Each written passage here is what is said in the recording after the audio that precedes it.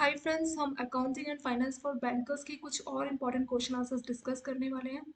आज का हमारा पहला क्वेश्चन है, when a company makes allotment of shares to share applicants which of the following accounts to be credited. जब एक कंपनी अलॉटमेंट करती है शेयर्स की तो कौन सा अकाउंट क्रेडिट होता है? तो जो शेयर कैपिटल अकाउंट है, जब कंपनी ने अलॉटमेंट कर दी है शेयर्स की तो जो शेयर कैपिटल अकाउंट है वहाँ पे वो पैसा चला जाता है, शेयर कैपिटल अकाउंट बोलते हैं इसको। ठीक है। इसके अलग अलग स्टेजेस होते हैं, एप्लीकेंट्स होते हैं, एप्लीकेशन मनी होता है, फिर अलॉटमेंट होती है, फिर फर्स्ट कॉल होती है, फिर सेकंड कॉल होती है। इसमें डिफरेंस क्या है? एप्लीकेशन मनी जब कोई भी शेयर्स पहली बार इशू करने आता है पर्सन, सॉरी पहली बार पर्सन सब्सक्राइब करता है तो उसको कुछ पैसा देना पड़ता है, उसको बोलते हैं एप्लीकेशन। अगर उसको शेयर मिल गया तो ठीक है, अगर नहीं मिला होता तो जो उसने एप्लीकेशन का पैसा दिया होता है उसको रिफंड हो जाता है। ठीक है। क्या सब जो 100% लोग अप्लाई करते हैं क्या सबको शेयर मिलता है? नहीं। अगर कंपनी का रेटिंग बहुत अच्छा है तो कंपनी ने इशू किए होंगे सिर्फ 1 लाख शेयर, लेकिन डिमांड आ गई 5 लाख की। वो कहाँ से 5 लाख होते? तो कंपनी सिर्फ 1 लाख लोगों को शेयर देती है, बाकी के 4 लाख को उनका रिफंड भी कर देती है, तो 4 लाख को शेयर नहीं मिलता। कंपनी का रेटिंग मान लीजिए बहुत खराब है, उसने 1 लाख इशू किया और सिर्फ 50,000 लोग ही आए, तो उस केस में सबको मिल जाता है शेयर, क्योंकि उनको चाहिए 1 लाख और सिर्फ 50,000 लोगों ने एप्लीकेशन दी, तो उस केस में कुछ भी रिफंड नहीं होगा। 50 के 50,000 शेयर जो लोग हैं उनको शेयर मिल जाएगा। वो होता है एप्लीकेशन। फिर आता है अलॉटमेंट। अलॉटमेंट मतलब जिस शेयर्स के लिए कंफर्मेशन हो जाती है तो वो आगे का पैसा मांगती है, कि मान लीजिए 10 रुपये कीमत है तो 2 रुपये एप्लीकेशन में ले लिए, बाकी के आप 8 रुपये में से 3 रुपये अलॉटमेंट में मांग लेंगे, बाकी का जो 5 रुपये बच गया उसको 2 रुपये वो फर्स्ट कॉल में मांग सकते हैं, और जो बाकी का लास्ट बच गया उसको 3 को सेकेंड एंड फाइनल कॉल। तो कंपनी टू कंपनी वैरी करता है। कुछ कंपनी एप्लीकेशन के बाद अलॉटमेंट में सारा पैसा मांग लेती है, उनकी रिक्वायरमेंट ज़्यादा है, उनको स्टार्टिंग में सारा पैसा चाहिए। किसी को धीरे धीरे चाहिए तो वो एप्लीकेशन के टाइम में मांग लेगी, फिर अलॉटमेंट, फिर फर्स्ट कॉल, फिर सेकंड कॉल, फिर थर्ड कॉल, वो रिक्वायरमेंट के हिसाब से अपना इंस्टॉलमेंट बना देती है। ठीक है। तो वो जो पैसा अलॉटमेंट कस्टमर को करती है वो शेयर होल्डर को, तो पैसा कौन से अकाउंट में जाता है? वो जाता है शेयर कैपिटल अकाउंट में। ठीक है। तो ए इसका हो गया करेक्ट आंसर। नेक्स्ट क्वेश्चन देख लेते हैं। इसने बोला है company issued 6,000 shares of 10 each, मतलब 6,000 शेयर्स कंपनी ने इशू किए और एक शेयर का कीमत कितना है? 10 रुपये। And rupees 6 only have been called and receive so far. तो 10 रुपये एक शेयर की कीमत है और अभी तक सिर्फ कंपनी ने 6 शेयर ही, सॉरी 6 रुपये ही अभी लिए एक शेयर में। 10 रुपये कीमत है एक शेयर का, और एक शेयर की कंपनी ने सिर्फ अभी तक 6 रुपये ही लिए। What is the amount of subscribe and paid up capital? आपको बताना है कि इसकी सब्सक्राइब कैपिटल कितनी है, पेड अप कैपिटल कितनी है। तो सब्सक्राइब कैपिटल लोगों ने जो सब्सक्रिप्शन लिया है वो होती है सब्सक्राइब कैपिटल। तो 6,000 शेयर्स है और 6,000 शेयर्स में 10 रुपये के हिसाब से लोग उसको सब्सक्राइब करेंगे, तो 6,000 मल्टीप्लाई बाय 10, यानी 60,000 उसको मिलेगा, वो होगी उसकी सब्सक्राइब कैपिटल। उसमें से पेड अप कैपिटल उसको बोलते हैं जितने की पेमेंट आ चुकी होती है, तो 60,000 तो उसका सब्सक्रिप्शन अमाउंट होगा। पर पेड अप मतलब अभी तक उसमें से पेमेंट कितने की मिली है? सिर्फ 6 रुपये लिखा है ना, only 6 have been called and receive so far, तो अभी 6 रुपये ही मिल पाया एक शेयर में। तो पेड अप कैपिटल कितना हुआ? 6,000 मल्टीप्लाई बाय 6,000 शेयर्स पे कितना हो जाएगा? एक शेयर में भी 6 रुपये का पेमेंट मिला है, तो 6,000 में कितना हो गया? 6,000 मल्टीप्लाई बाय 6 यानी 36,000। तो ये हो गया हमारा paid up capital. I hope आपको दोनों में डिफरेंस समझ में आएगा। सब्सक्राइब मतलब लोग कितना सब्सक्राइब करेंगे, तो 6,000 रुपये और 10 रुपये एक के लिए पेमेंट करेंगे, तो 60,000 हो गया। 60,000 जो रुपये है वो सब्सक्राइब कैपिटल हो गई। पेड अप कैपिटल उसको बोलते हैं जिसकी पेमेंट आ चुकी होती है। तो 6,000 में अगर हम 6 से मल्टीप्लाई करें कितना आ गया? 36,000। तो 36,000 की पेमेंट आ गई, तो ये क्या हो जाएगा? हमारा पेड अप कैपिटल हो जाएगा। आई होप आपको सब्सक्राइब और पेड अप में डिफरेंस समझ में आया होगा। ए हो गया इसका करेक्ट आंसर। नेक्स्ट देख लेते हैं। एज पर accounting equation what is the amount of liabilities of a firm? अगर उसके असेट्स 3 लाख के, कैपिटल इतने की है, तो आपको एक बहुत सिंपल फॉर्मूला याद करना पड़ेगा।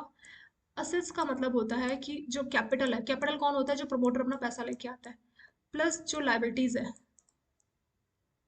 ठीक है। नॉर्मल इक्वेशन कहती क्या है? Total asset is equal to total liabilities.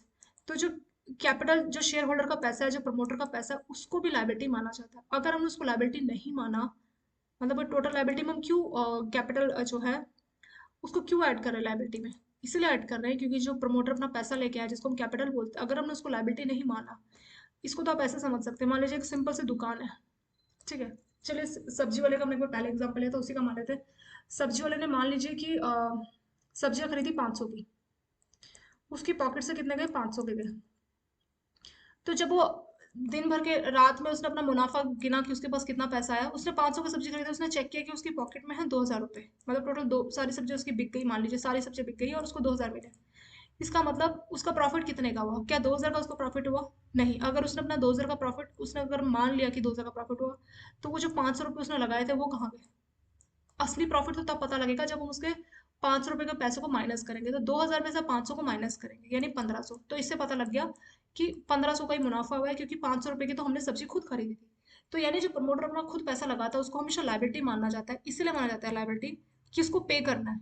यही तो मतलब होगा लाइबिलिटी का, मतलब इसको पे करना है। जैसे हमने 2000 में से 500 को क्यों माइनस कर दिया कि 500 पे करना है, उसको माइनस कर लीजिए, तभी पता लगेगा एग्जैक्ट प्रॉफिट कितना आया। वही चीज़ यहाँ भी लागू होती है कि जो कैपिटल अपनी तरफ से प्रमोटर ने लगाया, अगर हम उसको नहीं ऐड करेंगे यहाँ पे, उसको लाइबिलिटी वाली साइड नहीं लेंगे, तो वही फिर हमारा असेट में ऐड हो जाएगा और फिर हमारे को समझ में नहीं आएगा कि हमारा जो खुद की पॉकेट से जो पैसा गया था उसको कंसिडर करना जरूरी है इसका। ठीक है। जैसे सब्जी वाला करता है ना कि 500 उसने अपनी पॉकेट से लगाया तो 500 माइनस करके बोलेगा, यानी 500 को उसने अपनी लाइबिलिटी बोली इसलिए उसने अपना माइनस कर दिया कि 2000 के प्रॉफिट में से 500 की तो जो लाइबिलिटी है इसने बोला कि 1500 प्रॉफिट है। वही चीज़ यहाँ भी लागू होती है। इसलिए जो कैपिटल है प्रमोटर के पैसे को, उसको हमेशा लाइबिलिटी की साइड में ही कंसिडर किया जाता है। तो इक्वेशन आती है total asset is equal to capital. Capital होता है जो प्रमोटर पैसा लगाता है प्लस लाइबिलिटीज। ये आपको बेसिक फॉर्मूला याद रखना होगा। Assets is equal to capital plus liabilities. Assets कितने के? 3 लाख के हैं, ठीक है। कैपिटल कितने की? 1 लाख की है।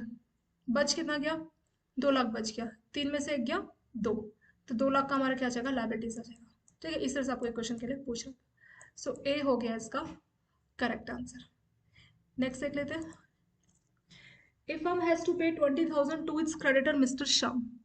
एक फर्म को 2000 रुपये देने अपने क्रेडिटर मिस्टर श्याम को। While making payment, it credit the account of Mr. Shyam by 2020। तो 2000 रुपये देने थे। तो श्याम कौन है? श्याम रिसीवर है गिवर है?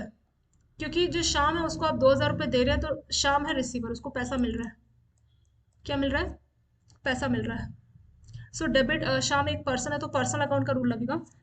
Debit the receiver credit the giver. So जो शाम है वो रिसीव कर रहा है पैसा, उसको मिल रहा है, तो इसीलिए शाम का अकाउंट क्या होगा? डेबिट होगा। शाम कौन है? रिसीवर। Debit the receiver. तो शाम के अकाउंट, जो कि शाम जो कि रिसीवर है, उसके अकाउंट को डेबिट करना है। सो शाम कौन है इसमें? शाम को हम पैसा दे रहे हैं, फर्म 2000 रुपये पे कर रही है, तो शाम हो गया इसमें रिसीवर, क्योंकि उसको पैसा मिल रहा है। तो रिसीवर वही होता है जिसको पैसा, जो हमसे कुछ लेता है, तो इसमें 2000 रुपये शाम को मिल रहा है। सो शाम का अकाउंट होना चाहिए डेबिट। यहाँ पे उन्होंने गलती से क्रेडिट लिख दिया, उसका अकाउंट होना चाहिए था डेबिट। बट अमाउंट कितना है? 2020। तो 2000 रुपये लिखना चाहिए था, लेकिन हमने गलती से अमाउंट 2020 लिख दिया, तो हमने रॉन्ग वैल्यू लिख दी। तो ये कौन सा एरर है? जब हम ऐसे रॉन्ग वैल्यूज लिख देते हैं उसको बोलते हैं एरर ऑफ कमीशन। कमीशन मतलब रॉन्ग एंट्री कर दी, जो अमाउंट है वो गलत डाल दिया, इस तरीके का। एरर ऑफ प्रिंसिपल मतलब जो बेसिक प्रिंसिपल अकाउंटिंग के जो होते हैं 3 गोल्डन रूल, उसकी हम गलती करते हैं। मतलब रियल अकाउंट के बदले हम पर्सनल अकाउंट की एंट्री कर देते हैं, पर्सनल के बदले नॉमिनल की, तो वो होता है एरर ऑफ प्रिंसिपल। कमीशन मैंने बता दिया रॉन्ग अमाउंट, 2000 को 1500 लिख दिया या 2000 कुछ ऐसा 2020 लिख दिया, तो वो होता है एरर ऑफ कमीशन। कंपलसेटिंग एरर क्या होता है कि एक जगह डेबिट करना था, एक जगह क्रेडिट करना था। तो जहां पे क्रेडिट करना था वहां कर दिया डेबिट, और सम भी सेम है। मान लीजिए 100 रुपये एक जगह डेबिट करने थे, 100 रुपये एक जगह क्रेडिट करने थे। मान लीजिए मोहन के अकाउंट को करने थे क्रेडिट, जस्ट एग्जाम्पल, तो आपने मोहन के बदले सोहन के अकाउंट को क्रेडिट कर दिया 100 से, और जो मोहन है उसके अकाउंट को कर दिया डेबिट 100 से। तो एक जगह डेबिट हो गया 100 से, एक जगह क्रेडिट हो गया, उससे तो फर्क नहीं पड़ा, क्योंकि जो टोटल वैल्यू उसमें कोई फर्क नहीं आएगा। लेकिन आपने जो एंट्री है यहाँ पे जो वैल्यूज है वो गलत लिखी, मोहन के बदले सोहन लिख दिया, सोहन के बदले मोहन लिख दिया। इस गलती को बोला जाता है कंपलसेटिंग एरर। मतलब गलती की, पर उन गलतियों ने आपस में एक दूसरे को कंपलसेट कर दिया कि फाइनल जो ट्रायल बैलेंस है उसमें जो टोटल बैलेंस है वो इक्वल शो करेगा। एरर ऑफ ओमिशन में क्या होता है कि जब आप पूरा का पूरा एंट्री गायब कर देते हैं, ओमिट कर देते हैं, उसको बोलते हैं एरर ऑफ ओमिशन। कहीं पे करना था डेबिट, कहीं पे करना था क्रेडिट, आपने उसका एंट्री ही गायब कर दिया, उसको बोलते हैं एरर ऑफ ओमिशन। ठीक है। प्रिंसिपल में आप एंट्री तो करते हैं पर गलत कर देते हैं, रियल की पर्सनल, पर्सनल की नॉमिनल। कमीशन में एंट्री करते हैं अमाउंट, अमाउंट गलत लिख देते हैं, जैसे ये 2000 को 2020। कंपनसेटिंग में दो गलती करते हैं पर वो गलती एक दूसरे को कंपनसेट कर देती है। मोहन के अकाउंट को 100 से डेबिट करना था, सोहन के अकाउंट को 100 से क्रेडिट करना था, तो मोहन सोहन का अपना नाम चेंज कर दिया, मतलब मोहन की एंट्री सोहन में कर दी, सोहन की मोहन में कर दी। पर क्योंकि अमाउंट बराबर था 100 100, तो इसलिए टोटल में नहीं पता लगा। वो होता है कंपनसेट। मतलब एक एरर ने दूसरे एरर को कंपनसेट कर दिया। एरर फॉर्मेशन में क्या, आपने मोहन और सोहन दोनों की गलती गायब कर दी। मोहन को करना था 100 से डेबिट और सोहन को करना था 100 से क्रेडिट, तो ये दोनों एक दूसरे के एंट्री थी, दोनों की दोनों एंट्री आपने गायब ही कर दी, उसको बोलते हैं एरर ऑफ ओमिशन। ये भी बहुत इंपॉर्टेंट है, इन चारों एरर्स में से भी क्वेश्चन पूछे जाते हैं, ये वाला क्वेश्चन भी काफी इंपॉर्टेंट है। सो बी हो जाएगा इसका करेक्ट आंसर। नेक्स्ट देख लेते हैं। अ फर्म हैज टू पे 25,000 to its creditor Mr. Mahesh while making payments it debit the account of Mr. Satish another creditor। तो देखिए क्या हुआ कि जो फर्म है उसको 2500 रुपये पे कर रहे थे किसको, महेश को, क्योंकि फर्म जो है वो महेश को पे कर रही तो महेश हो गया receiver, so debit the receiver. तो यानी कि महेश के अकाउंट को 2500 से करना चाहिए था डेबिट, लेकिन आपने क्या किया, महेश के बदले आपने किसको कर दिया, सतीश के अकाउंट को, आपने जो दूसरा क्रेडिटर था उसके अकाउंट को 2500 से आपने डेबिट कर दिया। ये क्या है, ये हो गया हमारा कंपनसेटिंग एरर, मतलब एक के बदले आपने दूसरे की किसी की एंट्री कर दी। जैसे मैंने बताया था ना कि कंपनसेटिंग में क्या होता है कि एक के बदले दूसरे की एंट्री कर दी। इसको ऐसे इन्होंने कंप्लीट लिखा नहीं है, और सतीश के बदले मोहन की आपने एंट्री कर, महेश की कर दी, और महेश के बदले सतीश की कर दी।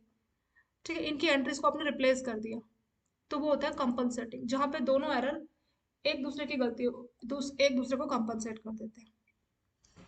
तो इसका आंसर क्या आ जाएगा, सी हो जाएगा इसका correct answer, compensating error. Next देख लेते हैं। इसमें बोला अ फर्म्स अर्न प्रॉफिट ऑफ 12,000, 1200 रुपए का, सॉरी 12,000 का प्रॉफिट अर्न किया। It's partner had drawn 8,000 during the year. तो जो पार्टनर थे उसने 8,000 रुपए की ड्राइंग की। What was the capital at the beginning, beginning में कितनी कैपिटल लगाई, अगर इफ अगर it is 43,000 at the end of close, तो 43,000 एंड में है तो स्टार्टिंग में कितनी कैपिटल लगाई होगी हमसे पूछ रहा है। तो ये फॉर्मूला आप सिंपल से याद रखिए, capital at end is equal to capital at beginning, कि शुरू में कितनी कैपिटल लगाई प्लस कितने का प्रॉफिट हुआ माइनस क्या ड्राइंग। ये सिंपल सा फॉर्मूला आप याद रख लीजिए, इससे आपको चाहे कैपिटल एट एंड पूछे, कैपिटल एट बिगिनिंग पूछे, या ड्राइंग या प्रॉफिट कुछ भी पूछे आपको, इन चारों में से ये चार हो गया ना, एक तो कैपिटल एट एंड हो गया, एक बिगिनिंग हो गया, एक प्रॉफिट और एक ड्राइंग, इन चार में से तीन वैल्यूज गिवन होगी और चौथी आपसे पूछी जाएगी। आप आसानी से सॉल्व कर सकते हैं। तो इसमें बोला है कैपिटल एट द बिगिनिंग, तो ये हमें पूछा है तो इसको हमने एक्स मान लिया। कैपिटल एट एंड, एंड में कितनी कैपिटल है, if it is 43,000 at end, end means at the closing of financial year, तो 43,000 है, तो एंड में हमने 43,000 लिखा, बिगिनिंग वाले को एक्स मान लिया। प्रॉफिट कितने का हुआ है देखना पड़ेगा, a firm earn profit of 12,000, तो 12,000 का प्रॉफिट हुआ है। ठीक है, ड्राइंग कितने की है, ड्राइंग मतलब जो पार्टनर अपना ड्रॉ करते हैं वो होता है ड्राइंग, तो 8,000 की ड्राइंग की। 12,000 में से 8,000 माइनस करेंगे कितना आ जाएगा, 4,000। X plus 4,000 is equal to 43,000, हमें एक्स चाहिए तो क्या हो जाएगा 43,000 माइनस 4,000 यानी कि 39,000, तो ये आ जाएगी कैपिटल एट द बिगनिंग, यानी स्टार्टिंग में 39,000 की कैपिटल लगाई होगी, फिर 12,000 का प्रॉफिट भी हुआ होगा, 8,000 की ड्राइंग की होगी, लास्ट में 43,000 बच गई होगी। ठीक है, तो 39,000 ए हो गया इसका हमारा करेक्ट आंसर। नेक्स्ट क्वेश्चन देख लेते हैं। If A creditor mister Mohan permits discount of 300 rupees for cash payment made against his due of rupees 6,000, how the entry will be recorded. तो इसकी आपको एंट्री बतानी है। जैसे मिस्टर मोहन क्या है, क्रेडिटर, मतलब हमें उसको पेमेंट देनी है, कितने का, उसने हमें डिस्काउंट दिया 300 रुपये का कि आप हमें कैश पेमेंट कर दीजिए जो भी आपके ड्यूज है। मतलब क्रेडिटर कौन होता है, क्रेडिटर वो होता है जिसको हमें पैसा देना होता है। ठीक है, तो हमारे ड्यूज कितने के हैं, 6,000 के हैं। तो मिस्टर मोहन ने ये ऑफर दिया है कि मैं आपको 300 का डिस्काउंट दे दूंगा अगर आप मेरे को 6,000 का, जो भी मेरे ड्यूज 6,000 के हैं उसके लिए अगर आप मेरे को कैश पेमेंट कर देते हैं। तो यानी अगर हम उसको 5700 रुपये दे देंगे तो भी काम चल जाएगा। क्यों, क्योंकि ड्यू है 6,000 के जो कि मिस्टर मोहन को देने हैं, लेकिन 6,000 में से अगर हमने उसको कैश पेमेंट कर दी तो वो हमें 300 रुपये का डिस्काउंट देगा। इस एंट्री को हम कैसे रिकॉर्ड करेंगे, तो देखिए मिस्टर मोहन किसका नाम है, हमने अभी तीन गोल्डन रूल ऑफ अकाउंटिंग के पहले डिस्कस किए थे। तो उसमें एक हमारा था पहला पहला पर्सनल अकाउंट, फिर दूसरा था हमारा रियल अकाउंट, और तीसरा कौन सा था हमारा नॉमिनल अकाउंट। ये तीन हमने देखे थे। पर्सनल अकाउंट का गोल्डन रूल हमने क्या कहा था, पर्सनल का कहा था हमने डेबिट द रिसीवर, यानी कि जो भी रिसीव करता है उसके अकाउंट को हम लोग क्या करते हैं, डेबिट, डेबिट द रिसीवर। और क्रेडिट किसके अकाउंट को करते हैं, जो कि गिवर होता है, ये हमने देखा था। फिर दूसरा जो कि हमारा रियल अकाउंट होता है उसको हमने कहा था कि debit what comes in, credit what goes out. तो जो चीज़ हमारे पास आती है कम्स इन, उसके अकाउंट को हम क्या करते हैं, डेबिट करते हैं, और जो भी चीज़ हमारे पास से जाती है उसके अकाउंट को क्या करते हैं, हम क्रेडिट करते हैं। ठीक है, क्रेडिट व्हाट गोज आउट, ये हमने दूसरा अपना रियल का रूल देखा था। फिर नॉमिनल का इसमें जरूरत नहीं पड़ेगा, पर एक बार फॉर्मूला वहाँ उस नॉमिनल का भी पढ़ लेते हैं। नॉमिनल का फॉर्मूला होता है debit all expenses and losses, तो जो भी हमें एक्सपेंस या लॉस हुआ है वो किस में आ जाता है, डेबिट में। And credit all income and gain, ये मैंने सिर्फ एक रिवीजन के लिए आपको पढ़ के बताया। पर्सनल अकाउंट उसको बोलते हैं चाहे वो नेचुरल पर्सन हो, आप हम ऐसे करके, या आर्टिफिशियल पर्सन है, कोई कंपनी है एबीसी इंडस्ट्रीज है, वो सारा हमारा पर्सनल में आ जाएगा। और रियल में क्या आ जाएगा, रियल में हमारे टेंजिबल इंटेंजिबल दोनों आ जाएंगे। टेंजिबल में जैसे फर्नीचर हो गया, कैश हो गया, ये सारा टेंजिबल। टेंजिबल का डेफिनेशन होता है कि जिसको हम टच कर सके, वो होता है टेंजिबल, ठीक है। इनटेंजिबल रियल अकाउंट में क्या आ जाएगा, जिसको हम टच नहीं कर सकते, टच नहीं कर सकते पर वो हमारी असेट्स होगी। रियल अकाउंट में सारे हमारे असेट्स आ जाते हैं। तो इंटेंजिबल ऐसी कौन सी असेट है कि वो हमारी असेट भी है, उसको हम टच भी नहीं कर सकते, वो हो सकता है हमारा गुडविल, पेटेंट, ट्रेडमार्क।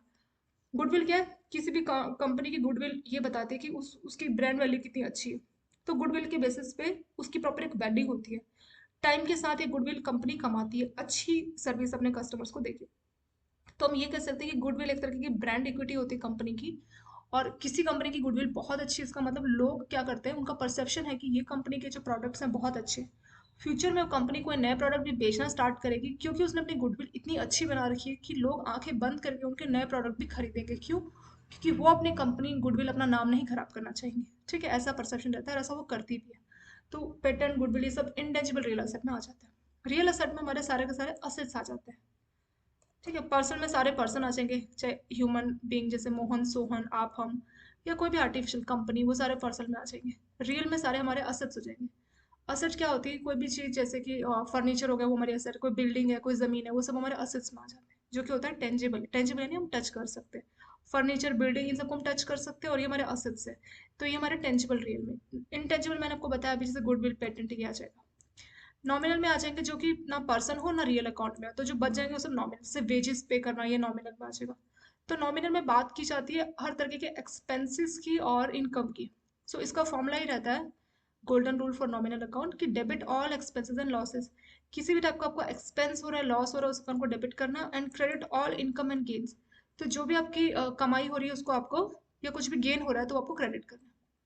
इस वाले क्वेश्चन में आपको मिस्टर मोहन, एक पर्सन का नाम दिखाई दिया, यानी कि यहाँ पे एक पर्सनल अकाउंट का हमें फॉर्मूला यूज करना होगा। दूसरा, कैश पेमेंट, यानी पैसों की बात कर रहा है।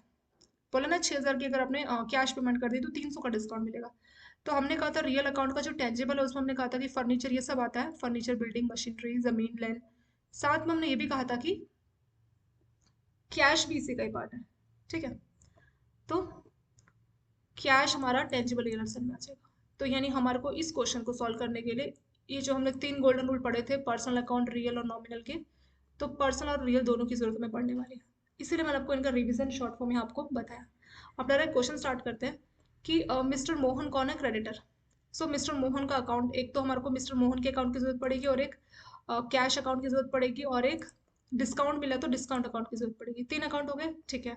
तो मिस्टर मोहन कौन है, मिस्टर मोहन एक पर्सन है जो कि क्रेडिटर है। हमें लाइन पढ़ के समझना होगा, ये मिस्टर मोहन रिसीवर है, गिवर है। तो हम, ये हमारा क्रेडिटर है, यानी हमें मोहन को पैसे देने हैं, यानी इसने हमें पैसे दिए होंगे। मिस्टर मोहन हमारा क्रेडिटर है। क्रेडिटर कौन होता है, क्रेडिटर मतलब जिसने हमें, जो कि गिवर होता है वही क्रेडिटर होता है। कैसे पता, जैसे बैंक को क्यों बोलते हैं, बैंक को बोलते हैं क्रेडिटर। क्यों? क्योंकि बैंक क्रेडिट पे, मतलब क्रेडिट दे रहा है, कस्टमर को लोन दे रहा है, वही तो होता है क्रेडिटर। यानी वो गिवर है, बैंक लोन दे रहा है, यानी कि बैंक गिवर है। वैसे मोहन क्रेडिटर क्यों बोल रहे हैं, इसलिए क्योंकि मोहन ने हमें पैसे दिए, 6,000 जो हमारा ड्यू है मोहन ने हमें दिया है। तो मोहन कौन हो गया, रिसीवर हुआ या गिवर हुआ, क्योंकि हमें डिसाइड करना है। पर्सन का रूल वही बोलता है, debit the receiver, credit the giver. कि अगर वो पर्सन, जिस पर्सनल अकाउंट की बात हो रही है, चाहे मोहन, सोहन, कोई भी है, अगर वो पर्सन रिसीवर है तो डेबिट द रिसीवर होगा, उसके अकाउंट को हम डेबिट करेंगे। अगर वो गिवर है तो उसके अकाउंट को क्या किया जाएगा, क्रेडिट किया जाएगा। तो हमें पहचानना होगा कि मोहन रिसीवर है, गिवर है। क्योंकि मोहन क्रेडिटर है, इसका मतलब उसने हमें उधार में 6,000 रुपये दिए, या कोई सामान दिया जिसकी कीमत 6,000 है, उसने हमें उधार पे दिया, तो वो गिवर है। वो रिसीवर तो बिल्कुल नहीं है, वो क्या है, गिवर है। कौन गिवर है, मोहन हमारा गिवर है। सो गोल्डन रूल ऑफ अकाउंटिंग के हिसाब से हमें देखना पड़ेगा कि जो मिस्टर मोहन है वो कौन सी पर्सनल अकाउंट वाली कैटेगरी में आ जाएगा, ठीक है, पहली कैटेगरी में आ जाएगा। सो इस केस में हमें देखना पड़ेगा कि जो मोहन, जो कि हमारा पर्सनल अकाउंट कैटेगरी में आ रहा है, तो वो रिसीवर है, गिवर है। इस लाइन को पढ़िए, mister creditor Mohan permit, Mohan ने बोला है कि मैं आपको 300 रुपये का डिस्काउंट दूंगा अगर आप मुझे मेरा जो ड्यू है, 6,000 का ड्यू है, अगर उसकी कैश पेमेंट कर देते। यानी कि हम 6,000 रुपये मोहन को देने वाले थे, लेकिन उसने बोला कि 300 का डिस्काउंट मिलेगा, हम सिर्फ उसको 57 रुपये पे करेंगे। इसका मतलब ये हुआ, यानी कि मोहन को हम पैसे देने वाले हैं। इस लाइन को पढ़ के, यहाँ से यहाँ तक पढ़ के मुझे ये समझ में आया कि हम, यानी अगर हमारी कंपनी है या हम कोई भी पर्सन, तो हम जो है, हम हर क्वेश्चन को अपने पॉइंट ऑफ व्यू से सोचते हैं। तो 6,000 रुपये हमारी पॉकेट से जा रहे हैं, किसको मिलेंगे, ये मोहन को मिलेंगे। क्यों? क्योंकि वो क्रेडिटर है, मतलब उसने हमें उधार पे पहले कुछ दिया था, या ये मान सकते हैं कि 6,000 उसने हमें पहले कभी दिए थे, जो कि हमें वापस करना है। तो अभी हमारी पॉकेट से कैश जाने वाला है, और किसको मिलने वाला है, मोहन को मिलने वाला है। तो मोहन रिसीवर हुआ गिवर हुआ। क्यों हम पहचानना चाहते हैं रिसीवर? क्योंकि ये मोहन हो गया पर्सन, तो ये पर्सनल अकाउंट कैटेगरी में होगा। और पर्सनल अकाउंट कैटेगरी का रूल कहता है debit the receiver credit the giver. यानी जो रिसीवर होगा, जो हमसे लेगा कुछ, तो उसके अकाउंट को डेबिट करना है, जो हमको कुछ देगा उसको भी क्रेडिट करना है। तो अभी इस ट्रांजेक्शन के हिसाब से क्या होगा? हाँ, मोहन पहले था गिवर, वो तब की तब एंट्री हमने कर ली जब उसने हमें क्रेडिट दिया, उधार दिया, तब की बात अलग है। लेकिन अभी की हमें एंट्री करनी है जब हम उसको 6,000 रुपये देंगे कैश, तो हमें अपने 6,000 का हिसाब लिखना है। तो वो 6,000 कहाँ जा रहे हैं? वो जा रहे हैं मोहन के पास। तो अभी की अगर हम बात करें तो 6,000 मोहन के पास जा रहे हैं, तो मोहन रिसीवर है। किसका रिसीवर? 6,000 रुपये जो है उसका रिसीवर। 6,000 का नहीं, एक्चुअली हम उसको सिर्फ 5700 रुपये देंगे, पर पैसा उसको मिलने वाला है। सो मोहन इस केस में क्या हो गया? मोहन हो गया रिसीवर। Debit the receiver. क्या कहता है पर्सनल अकाउंट का golden rule? Debit the receiver credit the giver. कि अगर वो रिसीव करने वाला है, आपसे कुछ लेने वाला है, पैसा लेने वाला है, कोई सामान अगर आप उसको दे रहे हैं, अगर वो रिसीवर है, मोहन के अकाउंट की बात कर रहे हैं हम अभी, तो मोहन रिसीवर है। क्योंकि मोहन रिसीवर है तो मोहन के अकाउंट को करना पड़ेगा डेबिट। क्यों? क्योंकि debit the receiver credit the giver. अगर मोहन अभी हमें 6,000 रुपये कैश के तौर पे देते हैं तो हम मोहन के अकाउंट को क्रेडिट करते हैं। क्यों? क्योंकि वो गिवर होता। लेकिन अभी हमें 6,000 रुपये मोहन को देंगे और मोहन ने बोला है कि 300 का डिस्काउंट देगा, ठीक है? तो इसीलिए मोहन के अकाउंट को हम क्या करेंगे? Debit bye 6,000। यानी क्योंकि वो कौन है? रिसीवर है, 6,000 उसको मिलने हैं, तो डेबिट द रिसीवर। तो इसीलिए मोहन के अकाउंट को क्या करेंगे? 6,000 से डेबिट कर देंगे, ठीक है? ये मोहन की एंट्री हो जाएगी। अब उसके साथ क्या करना है? 6,000 रुपये मोहन को मिलने वाले, पर कैसे मिलने वाले? कैश। कैश से मिलने वाला। तो कैश का नाम सुनते ही हमें रियल अकाउंट की याद है, क्योंकि जो भी कैश, फर्नीचर, मशीन, बिल्डिंग, ये सारा किस में आता है? ये सब आता है हमारा रियल अकाउंट में, ठीक है? तो रियल अकाउंट में रूल कहता है कि debit what comes in, credit what goes out. कि अगर आपके पास कोई भी रियल अकाउंट का एसेट, चाहे कैश या कुछ भी, अगर आपके पास आता है कम्स इन तो डेबिट, अगर वो गोज आउट है तो credit. Debit what comes in, credit what goes out, ये हमारा रूल कहता है। तो इस लाइन को पढ़ के आपको क्या लगता है? 6,000 रुपये जो कैश हमारे पॉकेट से जाने वाला था, ठीक है, वो बात अलग है, पूरा 6,000 जाएगा नहीं, उसमें से 300 का डिस्काउंट है, तो डिस्काउंट अकाउंट की हम एंट्री करेंगे। पर क्योंकि कैश हमारे पास से जा रहा है, कितना जा रहा है? 6,000 में 300 का डिस्काउंट मिला है, तो जो 300 का एंट्री, वो तो डिस्काउंट वाले में हो जाएगा। पर जो बच गया 5700 रुपये, वो हमारी पॉकेट से जा रहा है। क्योंकि 5700 रुपये कैश हमारी पॉकेट से जा रहा है, debit what comes in, credit what goes out. तो कैश रियल अकाउंट है, क्योंकि कैश गोज आउट हो रहा है, बाहर जा रहा है, तो इसलिए कैश अकाउंट को हम क्या करेंगे? क्रेडिट करेंगे। इसीलिए कैश अकाउंट के लिए एंट्री क्या होगी? क्रेडिट होगी। और जो बच गया, क्या बच गया हमें? जो हमें डिस्काउंट मिला है, कितने का मिला? मिला डिस्काउंट 30 रुपए का। तो ये डिस्काउंट को आप ऐसे मान सकते हैं nominal account. Debit all expenses and losses, credit all income and gains. तो आपकी एक तरह से आपको फायदा हो गया, 300 रुपये का फायदा हो गया। तो क्या हो जाएगा आपका? Debit all expenses and losses, credit all income and gain. तो आपको एक्सपेंस जो है, और लॉस तो नहीं हुआ, आपकी एक तरह की गेन ही हो गया, आपका फायदा ही हो गया। 300 रुपये बच गए तो आपको गेन हो गया, फायदा हो गया। तो इसीलिए जो 300 रुपये जो हमारा डिस्काउंट अकाउंट है, वो हमारा नॉमिनल में आ जाएगा, और उसकी एंट्री क्या हो जाएगी? Debit all expenses and losses, credit all income and gain. इस केस में हमें गेन हुआ है, तो इसीलिए जो डिस्काउंट अकाउंट है उसको हम क्रेडिट करेंगे। तो जो डिस्काउंट अकाउंट है उसको 300 से क्या होगा? क्रेडिट होगा, ठीक है? तो 5700 रुपये और 300 रुपये ये क्रेडिट वाले में आ जाएंगे 6,000, और डेबिट वाले में 6,000 आ जाएंगे। तो डेबिट क्रेडिट दोनों 6,000 बैलेंस हो गया। इस तरह से क्वेश्चन कंप्लीट होता है।